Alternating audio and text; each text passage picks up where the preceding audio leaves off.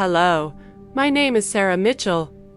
I'm 39 years old, and I'm about to tell you the story of how I spent the first 12 years of my life thinking factory sirens were some kind of neighborhood alarm system.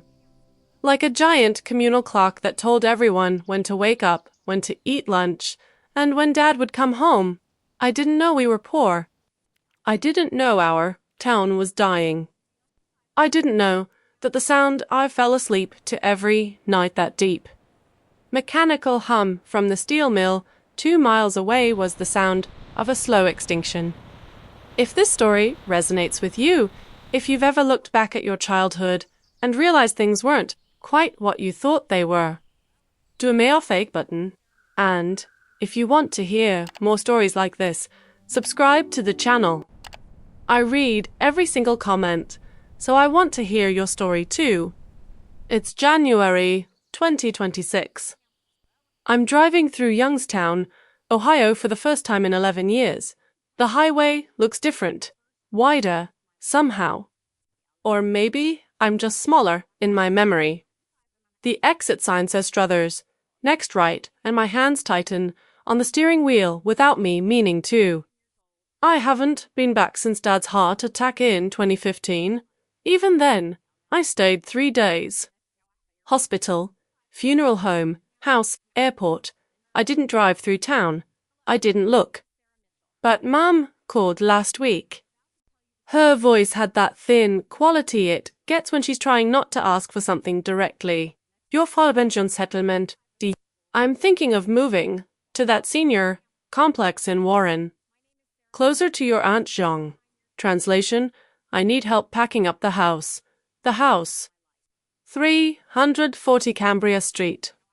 Yellow siding, black shutters. Chain link fence with the gate that never latched right. I grew up there. We all did me. My brother Danny, my sister Michelle. 3 kids, 2 parents, 1 bathroom, 900 square feet. I take the exit, and the moment my tires hit Poland Avenue, I hear it. Asterisk boire amp, asterisk the noon siren. It's been 27 years since I lived here full-time, but my body asterisk remembers asterisk. That sound used to mean Mom was making lunch. It meant I had 30 minutes to get home from wherever I was playing or I'd miss the meal. It meant Dad was halfway through his shift. I used to think every town had this. A big, friendly horn that organized everyone's day. I pull into a gas station at Sunoco, still here, impossibly, and sit in my car with the engine off. The siren fades into silence. The air smells like rust and old petroleum, exactly the same. A guy in a Carhartt jacket pumps gas 3 spots over. His hands are stained black in the creases. His face is weathered, in that specific way not from sun, but from decades of indoor grit. He could be 40. He could be 60. You can't tell with steel guys. He catches me staring and nods. I nod back. I wonder if he knew my dad. I wonder if asterisk everyone asterisk here knew my dad. Let me take you back. 1993. I was 6 years old. We lived on Cambria Street in a neighborhood that didn't have a name, not officially. People just called it near the mill. Every house was identical post-war, bungalows built in the 40s for factory workers. Yellow, white, pale blue. Small front, porches with metal awnings. Driveways just wide enough for 1 car. Our house was yellow. The siding was that textured aluminum kind that felt warm in summer and cold in winter, like it conducted temperature straight through to your hand. The front door was brown, heavy, with a small window, at the top covered by a white curtain Mom kept clean even when everything else was falling apart. Inside, the living room was small. Brown carpet, wood-panelled walls, 1 couch, 1 recliner, 1 TV. We had a coffee table that Dad made out of plywood and stained dark. IT-vasen even wobbled when you set a cup on it, but nobody mentioned it. The kitchen was just off the living room, linoleum floor, with a pattern that looked like bricks. Counters were formica, chipped at the edges. We had a small formica table with for chairs, only for, if someone came over for dinner, one of us kids gave up our seat or ate standing at the counter. 3 bedrooms, 1 bathroom. Mom and Dad had the back bedroom. Michelle had her own room because she was the oldest and a girl. Danny and I shared. Bunk beds. I was on top. That house was loud. Not fighting, loud just *alive *loud. Dad's work boots on the linoleum. Mom's sewing machine in the basement. The TV always on. Michelle's radio playing Madonna. Danny practicing drums on overturned buckets. The bathroom door creaking every time someone used it. And, underneath it all, always, that low mechanical hum from the mill. You couldn't hear it during the day, really. Too much other noise. But at night, when everyone was asleep, you could feel it more than hear it, a vibration in the walls. A reminder that the mill was always working, even when we weren't. My mom, Linda, worked mornings at the elementary school cafeteria, my elementary school, Garfield Elementary. She served us lunch, wore a hairnet and an apron, smiled at all the kids. I didn't think anything of it. I thought all moms worked at school. She'd clock out at 1:30 p.m. and come home, then she'd sew. She had a sewing machine in the basement next to the washer and dryer, and she took in alterations. Hems, repairs, taking in waistlines. She charged $5 for a hem, $8 for a zipper replacement, $12 for taking in a dress. I used to sit on the basement steps and watch her work. The needle punching through fabric, fast and rhythmic, the smell of hot thread. Her foot on the pedal, steady. She didn't talk much while she sewed. Used worked. My daddy, Tom, worked at Republic Steel. 3rd shift most of my childhood, 11 p.m. to 7 a.m. He'd come home in the morning smelling like smoke and metal. His face grey with exhaustion, his hands black no matter how much he scrubbed them. He'd drink a beer at 8 a.m., 1 beer, standing at the kitchen counter, still in his work clothes. Then he'd shower and sleep until 3 p.m. We learned to be quiet during the day. We learned not to run in the hallway outside their bedroom. We learned to fight quietly. Michelle perfected the art of the silent shriek, mouth open, no sound, pure rage in her eyes. Dad would wake up, eat whatever Mom had saved from lunch, then sit in his recliner and watch the news until it was time to leave for work again. He was a quiet man. Not cold, just conserved, like he had a limited supply of words and couldn't waste them. When he spoke, we listened. I thought this was normal. Every dad on our street worked 3rd shift. Every mum worked mornings or evenings. Every house had that same rhythm sleep during the day, work at night Sundays for church, and grocery shopping. Now, let me tell you about the Sirens. Because this is where it starts. This is where my childhood made sense in a way that wasn't real. The mill had 3 sirens, *** 6 a.m., ** shift change.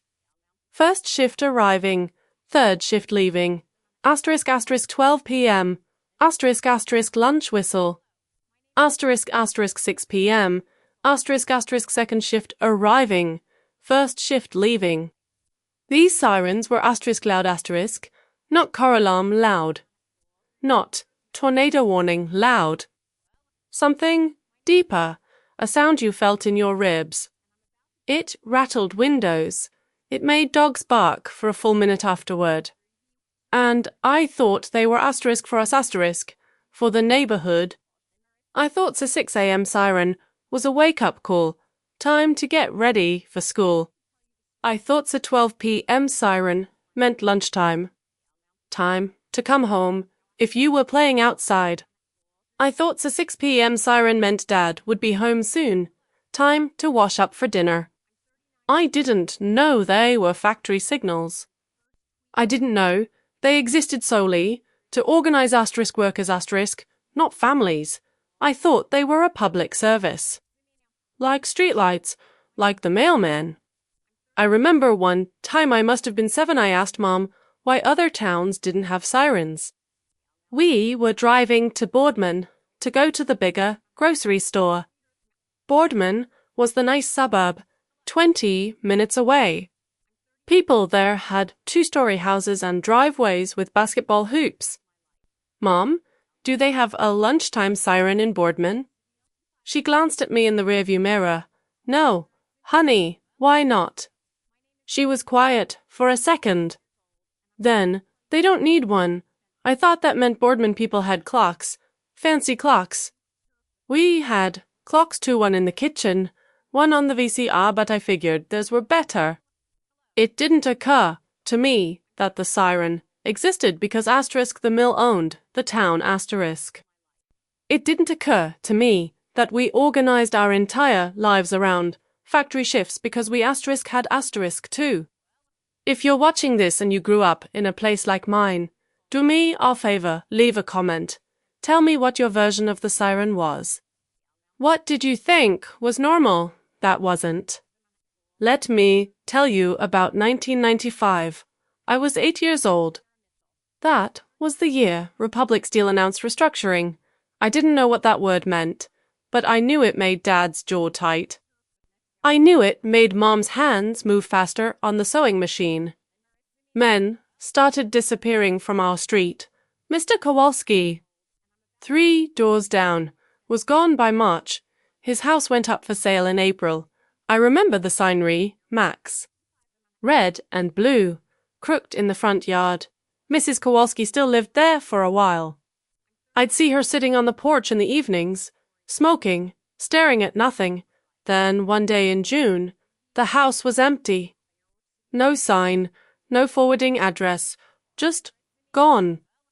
By the end of summer, the houses on our street were abandoned.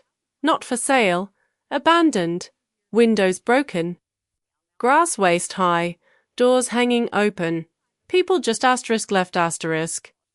Couldn't sell, couldn't stay, couldn't afford to do anything but walk away. I didn't understand. I asked Mum why people were leaving. They're going where the work is. Baby, where's that? I don't know.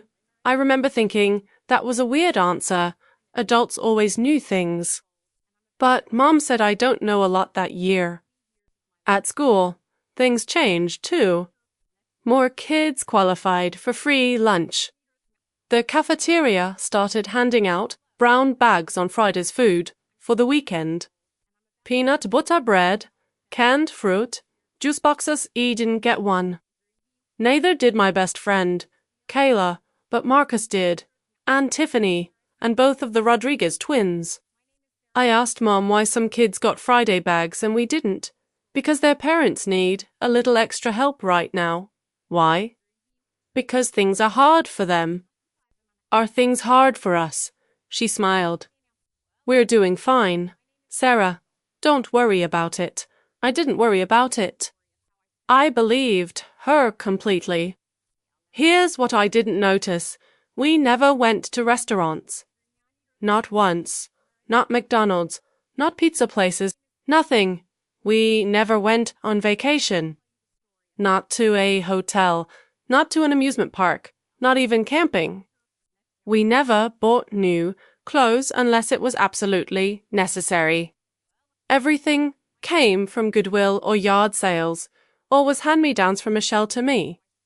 Mom cut our hair in the kitchen with scissors from the junk drawer. We had one Cara 1987 Ford Escort, maroon, with rust eating through the bottom of the doors. No air conditioning. In summer, we drove with all the windows down. We had one phone corded, beige, in the kitchen. If someone was on it, you waited. We had one TV, no cable. Just the 4, channels you could get with antenna. Our big grocery trip happened once a month. Mom would take an envelope of cash, I remember, it being thick, rubber-banded, and we'd go to Sparkle Market. She had coupons, lots of coupons, organized in a little accordion folder. She'd compare prices obsessively, store brand everything. She'd write down what things cost in a little notebook. I thought this was just what you did, what everyone did. Let me tell you about the thing I should have noticed. Mom didn't eat breakfast. Every morning, she'd make us food cereal, toast, oatmeal, whatever, and she'd pour herself coffee and stand at the counter while we ate. You're not eating, Mom. I'm not hungry in the mornings, baby. I'll eat at work. She said that every single time, and I believed her, because why wouldn't I? At dinner, Mom would serve everyone Dad, Michelle, Danny, me, and then she'd sit down with a much smaller plate, mostly vegetables. A little bit of whatever protein we had. You don't want more, Mom? I'm watching my figure. She'd smile and poke her stomach. Dad never questioned it. He'd eat what was in front of him, methodically, like fueling a machine. Then he'd lean back, pat his stomach, and say, "Good meal, Linda," and Mom would smile. Here's something I did notice but didn't understand. We bought day-old bread. There was a bakery outlet store on the South Side Wonder, bread thrift store. Everything there was past its sell-by date. Bread, buns, donuts, snack cakes, cheap, really cheap. We went there every 2 weeks. Mom would buy 10 loaves of bread and put 9 in the freezer. I thought we just really liked bread. I thought the freezer was supposed to be full of bread. I didn't know we were buying it because it was 50 cents a loaf instead of $1.89. You know what's weird? Looking back now, I can see it so clearly. But at the time, I didn't see anything at all. Because everyone around me was doing the same thing. Kayla's family bought day-old bread too. Marcus's mom cut his hair at home. Tiffany's family had 1 car. Nobody I knew went on vacation. So it just felt normal. Let me tell you about Christmas 1996. I was 9 years old. That was the year I wanted a skip hit. Do you remember those? Plastic hoop you put around your ankle, and you'd spin it and jump over it? They were everywhere that year. Every commercial, every kid at school. I asked for one in October. Told Mom I wanted it for Christmas. She smiled. We'll see. I asked again in November. We'll see. December. We'll see, Sarah. Christmas is expensive. But I was 9. And 9-year-olds don't really that. I just heard, we'll see, which in kid brain means probably yes. Christmas morning came.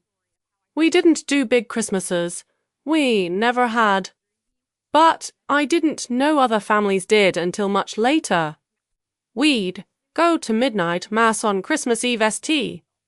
Nicholas Church, cold and beautiful, smelling like incense and old wood. Then we'd come home and go to bed. Christmas morning, we'd wake up and go into the living room. Mom and Dad would already be up. Coffee brewing. The smell of cinnamon rolls from a tube. The tree was small 4 feet tall, artificial, white with colored lights. We'd had the same tree my entire life, the same ornaments. Michelle made one in kindergarten out of popsicle sticks and glitter. It was crooked and half the glitter had fallen off, but it went on the tree every year. Presents weren't under the tree. They were on the couch, 1 pile for each kid. Michelle's pile, 3 things: a sweater, ACD, a bottle of drugstore perfume. Danny's pile, 3 things: a basketball, a Matchbox car set, socks, My pile, 3 things. A book asterisk, the Babysitters Club asterisk number 25, a package of scrunchies, a colouring book with a box of crayons. No skip it. I tried not to cry. I tried so hard. Michelle opened her perfume exclamation. In the triangular, Bottleland sprayed it everywhere, squealing. Danny was already bouncing the basketball in the living room until Dad told him to stop. I held my colouring book and smiled. You okay, honey? Mom asked. Yeah, I love it. Thank you. She hugged me. She smelled like coffee and Dove soap. I went to my room after breakfast and cried into my pillow, not because I didn't get the skip it, but because I felt guilty for wanting it. I didn't have the words then, but I understood, somehow, that asking for things made Mom's face look tired. Here's what I didn't know. Dad's hours had been cut that fall. 3rd shift went from 5 days a week to 3. Mom took on more sewing. She was hemming pants until midnight some nights. They had $50 for Christmas for all 3 of us. $50. They spent it as carefully as they could. Michelle got the sweater because hers had holes. Danny got the basketball because his was flat. I got books and art supplies because I like to read and draw, practical, thoughtful, within budget. And I cried because I wanted a plastic toy I'd forget about in 3 months. I didn't get a skip it that year. But in February 14th, Valentine's Day, I came home from school and there was a box on my bed. Inside, a skip it, pink and purple, just like I wanted. There was no note. I ran into the living room. Mum, did you? She was folding laundry. She smiled. Happy Valentine's Day, baby. But how? Don't worry about it. Go play. I played with that thing every single day until the counter broke in April. Here's what I learned years later. Mom saved $2 a week from her sewing money. $2. For 12 weeks. She bought the skip it at Hill's department store in late January when they went on clearance. She paid $1 for .99. She hid it in the basement behind the Christmas decorations so I wouldn't find it. She gave it to me on Valentine's Day instead of Christmas so I wouldn't associate Christmas with disappointment. My mother saved $2 a week to buy me a toy I forgot about in 2 months. And when I found out when I was 23 and she told me this story, I cried harder than I did that Christmas morning. If you're still with me, thank you. I know this is long. But I need you to understand how all these little things, these tiny, invisible sacrifices add up to a childhood. Hit the like button if you're understanding what I'm saying. And comment below what something small your parents did that you didn't appreciate until you were older. Let me tell you about middle school. 1998. I was 11, starting 6th grade at Struthers Middle School. Middle school is when you start noticing things. You notice who has what. You notice who wears the same jeans 3 times a week. You notice who brings lunch from home versus who buys. You notice who has the right shoes. And in 1998, the right shoes were platform sneakers. Spice Girls style, or if you were really cool, you had Skechers. I had Payless, white sneakers with a pink stripe. $12.99. Mom bought them a size too big so they'd last. At first, nobody said anything, but by October, girls started commenting. Are those from Payless? My mom shops there, for my little sister . They look like old lady shoes. I started wearing my sneakers into the ground. I'd scrub them with a toothbrush and dish soap every week to keep them white. I'd avoid puddles. I'd walk on my toes so the solace wouldn't wear out. I made those shoes last 2 years. By 8th grade, They were held together with duct tape on the inside. Mom noticed. Sarah, honey, you need new shoes. These are fine. They're falling apart. They're fine. Mom, she didn't push, but a week later, there were new sneakers on my bed. White Reeboks. Not Skechers, but clothes. Passable. I didn't ask where she got the money. I just wore them. Here's what middle school taught me. There are hierarchies. Kids whose parents worked at the mill but still had jobs. Middle tier. Kids whose parents worked at the hospital or taught school. Upper tier. Kids whose parents were *managers* at the mill. Top tier. Kids whose parents didn't work at all anymore. Bottom tier. We were middle tier. Barely. I was acutely aware of this. I knew which girls I could be friends with and which ones would never talk to me. I knew not to invite anyone over to my house. I knew to say I was busy if someone invited me somewhere that cost money. I learned how to be invisible in the way that poor kids learn to be invisible. Not invisible like you're hiding. Invisible like you're taking up the least amount of space possible. Let me tell you about the moment everything clicked. March 2000. I was 13. We were doing a project in social studies about the economy. Each group had to research a local industry and present on it. My group got assigned steel. I was excited. I actually knew about steel. My dad worked in steel. This would be easy. We went to the library, the public library downtown, the one with the humming fluorescent lights and the musty carpet. We pulled articles from microfilm, and that's when I saw it. A newspaper article from 1977. Republic Steel announces expansion. Youngstown will thrive for generations. There was a photo. Men in hardats, smiling. A ribbon-cutting ceremony. The mill in the background. Smokestacks tall and proud. I kept reading. Another article. 1980. Black Monday. 5,000 jobs lost as mill closes. Another. 1985. Economic depression deepens in Mahoning Valley. Another. 1995. Republic Steel cuts 40% of workforce. I sat there in the library with a stack of microfilm printouts, and I felt something crack open in my chest. My dad wasn't just a steel worker. He was part of an entire industry that was dying. We weren't just doing fine. We were hanging on. The sirens weren't neighborhood alarms. They were the sound of a dying town, still pretending to be alive. I went home that night, and I asked Dad a question I'd never asked before. Dad, are you worried about your job? He was in his recliner. News on, beer in hand. He looked at him, really looked. Every day, Sarah.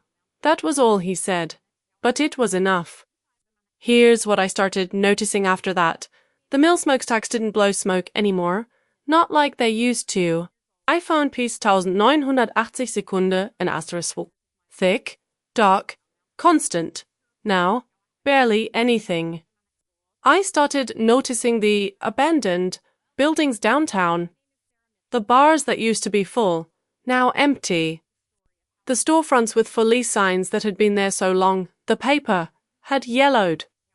I started noticing how many kids left for college and never came back.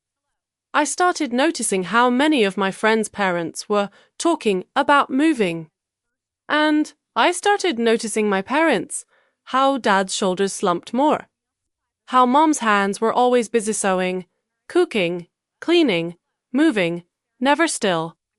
How they talked in low voices late at night when they thought we were asleep. Let me tell you about the day I really understood. June 2001. I was 14, about to start high school. I was home alone. Mom was at work. Dad was sleeping, Michelle was at a friend's. Danny was God knows where. I was looking for something in the basement. I don't even remember what, and I found a box. A cardboard box, taped shut, labelled in Mom's handwriting. Important, do not throw away. I opened it. Inside, bills. Not current bills. Old bills. Years old. Marked past due in red stamps. Electric bills. Gas bills. Water bills.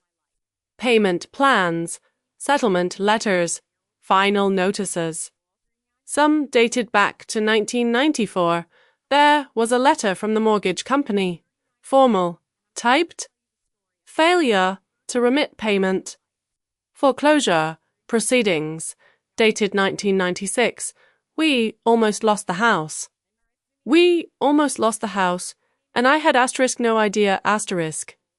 I sat on the basement floor with that box in my lap, and I felt like I was seeing my childhood for the first time. Every time Mom said we're fine. Every time Dad said don't worry about it. Every time they smiled and told us everything was okay, they were lying. Not maliciously, not cruelly, but lying to protect us. I didn't confront them, not then. I put the box back exactly how I found it. I went upstairs, went to my room, closed the door, and cried. Not because we were, poor I was starting to understand that, but because they carried all of it alone, every bill, every fear, every middle of the night panic about how to make it to the next paycheck. They carried it so we didn't have to. High school was different. I got a job. 16 years old. I started working at the Dollar General on 5th Avenue. Minimum wage $5.15 an hour. I worked every weekend. Friday nights, Saturdays, Sundays. I told my parents it was for spending money, but really I just didn't want to ask them for anything anymore. I bought my own shampoo, my own deodorant, my own school supplies. Mom noticed. Sarah, you don't have to do that. I know. I want to. She didn't fight me. Let me tell you what happened to Dad. 2002. I was 15. Dad came home one morning in May earlier than usual. 7 a.m. instead of 8. He walked into the kitchen where Mom was making coffee. He didn't say anything. Just stood there. Tom, they're closing it. Closing what? The mill. Republic Steel. It's done. Mom's hand froze on the coffee pot.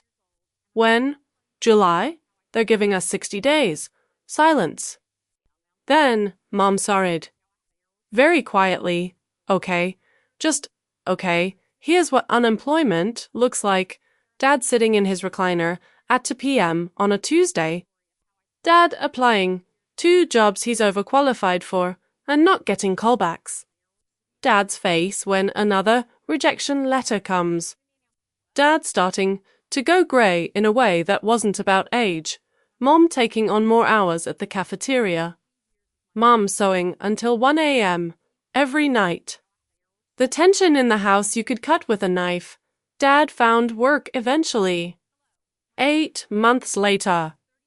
January 2003. Forklift operator at a warehouse. $12 an hour. No benefits. He'd made $22 an hour at the mill. With benefits with a pension plan. He took the job, because what else do you do? I'm sitting in my car outside 340 Cambria Street. The house looks smaller than I remember. The siding is still yellow, but faded. The black shutters are sun-bleached grey. The chain-link fence is rusted through in places. There's a dumpster in the driveway, half full. Mom's car, 2008 Toyota Corolla, the first new car they ever bought, is parked on the street. I haven't gotten out yet. The noon siren goes off again. I check my phone. 12 p.m. exactly. Old habits. I get out of the car. Mom opens the door before I knock. Sarah, She's smaller than I remember too. 68 years old now. Her hair is completely grey, cut short. She's wearing jeans and a Struthers Wildcat sweatshirt, Michelle's, from high school. She hugs me. She smells like the same Dove soap. How was the drive? Fine. Hit some traffic near Cleveland. You hungry? I made sandwiches. Mom, it's okay. I'm fine. Don't be ridiculous. Come in. The house is full of boxes. The living room is gutted. Couch gone. Recliner gone. TV gone. Just boxes, labelled in Mom's handwriting. Kitchen, linens, basement misc. Where's all the furniture? Salvation Army took it last week. Most of it, anyway. I kept a few things for the new place. I walk through the house. IT equals now. Empty rooms always sound different. The kitchen table is still here. The wobbly one Dad made. You're keeping this. Mom smiles. Your father made that. Of course I'm keeping it. We eat sandwiches at the kitchen table. Turkey and cheese. The same sandwiches she made when I was 8. The new place is nice, she says. 2 bedrooms. They have activities, a library. Jean's already there, so I'll know someone. That's good. It's good. She agrees. Silence.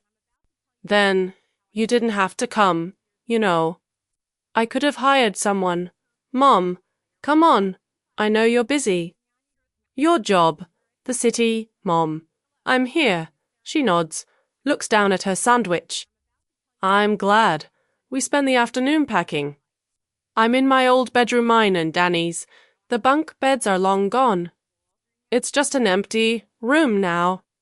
Beige carpet, nail holes in the walls where posters used to be. I find something in the closet. A box, small, cardboard, labelled Sarah's things. I open it. Inside, my skip it, broken, but there. My old Payless sneakers, ducked, tape still on the inside. A stack of Babysitter's Club books, my dollar, general name, tag. And underneath everything, a photo. Christmas 1996. Me, age 9, holding a colouring book. Smiling, I look so young. I look so *happy, *. I didn't know we were barely holding on. I didn't know Mum was skipping meals. I didn't know Dad was terrified every single day. I didn't know. I bring the photo downstairs. Mom's in the living room, taping a box shut. Mom, did you put this box together? She looks up, sees the photo in my hand. Oh, yeah, I was going through things last month. Thought you might want some of it. The skip it. She smiles. You loved that thing. You saved for 12 weeks to buy it. Her smile fades a little. You remember that? You told me. When I was in college. She nods slowly, goes back to taping the box. Mom, she stops. Why didn't you tell us? Tell you what? How bad it was. She's quiet for a long time. Then, what would have been the point? The point? You were kids, Sarah. It was our job to handle it, not yours. But we could have what? Worried? Gone without even more. You think I wanted you walking around scared all the time. Her voice isn't angry, just tired. We did what we had to do. Your father and I, we made it work. Barely, but we did. She sits down on one of the boxes. I sit next to her. You know what I remember most, she says. You kids laughing, all the time, fighting, sure. But laughing, playing, being kids. She looks at me. That's what we wanted. We wanted you to be kids, just kids. Not kids who had to think about money and bills and whether we'd make rent. But I think about it now. I say quietly. I know. Every time I spend money, I hear your voice saying we'll see. I know. Every time I buy something, I think about whether I really need it. That's not a bad thing. Sarah, it's exhausting. She reaches over, takes my hand. I'm sorry. You don't have to apologize. I'm sorry anyway. We sit there for a while. Then Mom stands up, brushes off her jeans. Come on, let's finish the basement. The basement still smells the same. Damp, concrete, laundry detergent. That specific smell of old houses. Mom's sewing machine is still there. Inte kon. Covered with a sheet. You're not taking it. No room in the new place. Besides, my eyes aren't good enough anymore. I pull the sheet off. The machine is older than I am. Cream-colored plastic with a Faded Singer logo. How many things did you make with this? Oh, God. Hundreds, maybe thousands. She laughs. Halloween costumes, prom dresses. Your father's work pants when they ripped. Hems for half the neighborhood. You charged $5 for a hem. I did. That's nothing, Mom. It was something. I think about all those late nights. Mom at this machine, foot on the pedal, needle punching through fabric $5 here, $8 there, $12 if she was lucky. It adds up. Over years, it adds up. But God, at what cost? Her back hurts now. Her fingers ache. She can't see close up without glasses. Do you regret it? I ask. Regret what? Staying. Working like that. Living like that. She thinks about it. No, really. Your father and I. We didn't have a lot of options. The mill was here. The work was here. Our families were here. You don't just leave . People did. And where'd they go? Tennessee. Texas? To do what? Start over at 40 with no savings and no skills except factory work. She shakes her head. We stayed. We made it work. That's what you do, but there's something in her voice. Not regret. Exactly. Resignation. Like she's telling herself a story she's been telling for 30 years. I don't push it. We finish packing the basement in silence. It's almost 6 p.m. when we're done. The siren goes off. Bois are up. Mom and I both stop, look at each other. I haven't heard that in so long, I say. They're shutting it down soon, Mom says. The mill's barely running. Just skeleton crew. What happens to the building? I don't know. Sits there. Rusts. Same as everything else. She says it so matter-of-factly. We order pizza for dinner. Sit at the wobbly. Table 1 last time. When do you leave? I ask. Next Friday. Movers come Thursday. Do you need help moving in? Jean's going to help. But if you want to come, I'll come. She smiles. Okay.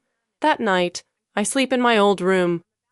Just a sleeping bag on the floor. The house is too empty for furniture.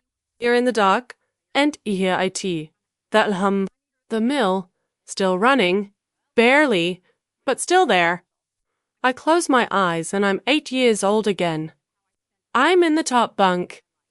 Danny's below me, already asleep. I can hear Mom in the basement, the sewing machine, the rhythm of the needle. I can hear Dad in the living room, TV on low, the creak of his recliner. I can hear Michelle in her room, on the phone, whispering to a friend.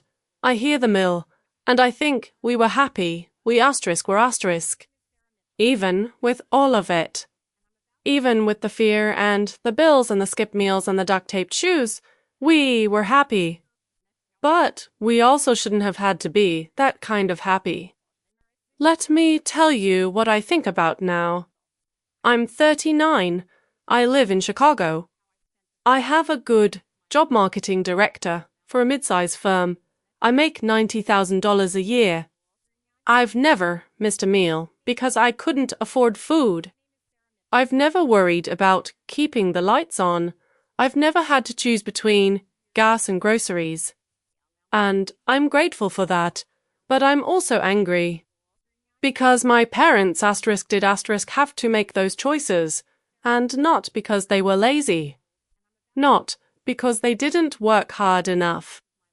But because the mill closed, because the jobs left, because nobody in power gave a shit about towns like Struthers. Because we lived in a place that was sacrificed so other places could thrive. I love my parents. I do. But I can't forgive the system that made them choose between feeding their kids and feeding themselves. I can't forgive the politicians who let entire communities collapse and called it market forces. I can't forgive the people who looked at places like Youngstown and said, well, they should have seen it coming. Here's the thing about poverty. It's not always visible. We had a house. We had a car. We had food. We looked fine. But my mother didn't eat breakfast for 10 years. My father worked third shift until his body broke. We held on by our fingernails and called it doing fine. And I didn't know. I didn't know until I was old enough to see it. So if you grew up like I did, if you thought the factory sirens were for you, if you thought everyone's mom skipped meals, if you thought it was normal to make one pair of shoes last 2 years, I want you to know it wasn't normal. It was survival. And your parents were warriors. Flawed, tired, scared warriors who did everything they could with what they had. But they shouldn't have had to fight that hard. I'm not going to tell you to call your parents. Maybe you should. Maybe you shouldn't. I don't know your situation. But I am going to tell you this vote. Vote for people who give a damn about working families. Vote for people who understand that towns like Struthers aren't disposable. Vote for people who will protect unions, raise wages, fund schools, support communities that have been abandoned. Because the next generation of kids shouldn't have to grow up thinking factory sirens are neighborhood alarms. They shouldn't have to grow up poor in a rich country. I'm leaving Struthers tomorrow morning. Mom's almost packed. Danny's driving in from Pittsburgh on Thursday to help with the last of it. Michelle's flying in Friday for the move. We'll get Mom settled in Warren. We'll make sure she's okay. And then we'll all leave again. Because that's what you do when you're from a place like this. You leave, and you carry it with you forever. If you made it this far, thank you for listening. Leave a comment. Tell me your story. Tell me what you thought was normal.